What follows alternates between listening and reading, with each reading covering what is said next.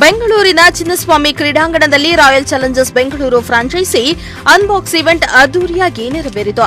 ಈ ಸಮಾರಂಭದಲ್ಲಿ ಕರ್ನಾಟಕ ರತ್ನ ಪುನೀತ್ ರಾಜ್ಕುಮಾರ್ ಅವರನ್ನ ಸ್ಮರಿಸಲಾಯಿತು. ವಾಸ್ತವ್ಯವಾಗಿ ಈ ಕಾರ್ಯಕ್ರಮ ನಡೀತಾ ಇರುವ ದಿನದಂದೇ ಅಪ್ಪು ಅವರ 50ನೇ ಜನ್ಮದಿನವಾಗಿದ್ದು, ಅಗಲಿದ ಮಹಾನ್ ಚೇತನಕ್ಕೆ ಆರ್ಸಿಬಿ ವಿಶೇಷ ಗೌರವವನ್ನ ಸಲ್ಲಿಸಿತು. ಇನ್ನು ಕಾರ್ಯಕ್ರಮದಲ್ಲಿ ಕರುನಾಡ ಚಕ್ರವರ್ತಿ ಶಿವರಾಜ್ ಕುಮಾರ್ ಸಹ ಹಾಜರಿದ್ದರು. ಇದೇ ವೇಳೆ ಗಾಯಕ ವಿಜಯ್ ಪ್ರಕಾಶ್ ಅವರು ರಾಜ್ಕುಮಾರ್ ಚಿತ್ರದ ಗೊಂಬೆ ಹೇಳುತ್ತೈತೆ ಮತ್ತೆ ಹೇಳುತ್ತೈತೆ ಗೀತೆಯನ್ನ ಹಾಡುವ ಮೂಲಕ ಅಭಿಮಾನಿಗಳನ್ನ ರಂಜಿಸಿದ್ರು.